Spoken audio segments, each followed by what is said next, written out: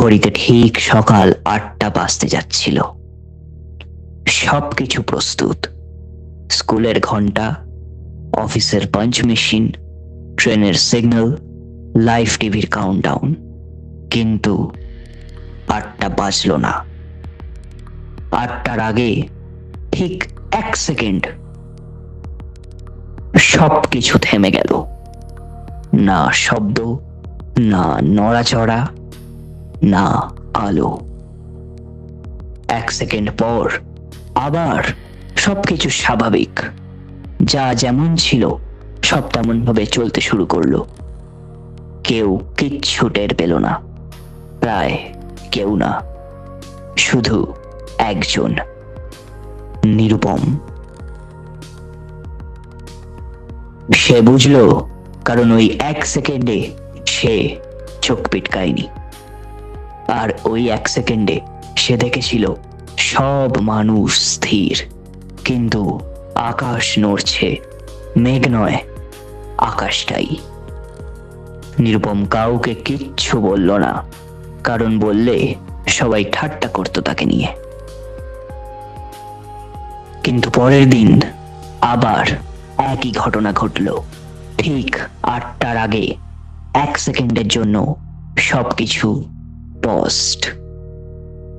এবার নিরুপম দেখলো রাস্তার কুকুরটা নড়লো, আর এক বৃদ্ধ লোক চোখ ঘুরিয়ে তার দিকে তাকালো। তৃতীয় দিনে আরো 5জন চোখ পিটকালো না। তারা একে অপরকে চিনল, কিছু না বলেও। চতুর্থ দিনে ওই 1 সেকেন্ডে একটা শব্দ শোনা গেল, ক্যালিব্রেশন ইন প্রগ্রেস। পঞ্চম দিনে সে 1 সেকেন্ড 2 সেকেন্ড হলো। এবার সবাই টের পেল। নিউজে এলো গ্লোবাল টাইম গ্লিচ, কিন্তু সত্যিটা কেউ জানতো না। ষষ্ঠ দিনে সময় থামলো পুরো 1 মিনিট। আর তখন সবাই শুনল, simulation stable, human awareness detected, reset cancelled. 1 minute পর সব স্বাভাবিক, ঘড়ি চলল, পৃথিবী চলল। কিন্তু নিরুপম জানতো আজ পৃথিবী 1 সেকেন্ড দেরি করেছিল, কারণ কেউ সেটা লক্ষ্য করে ফেলেছিল।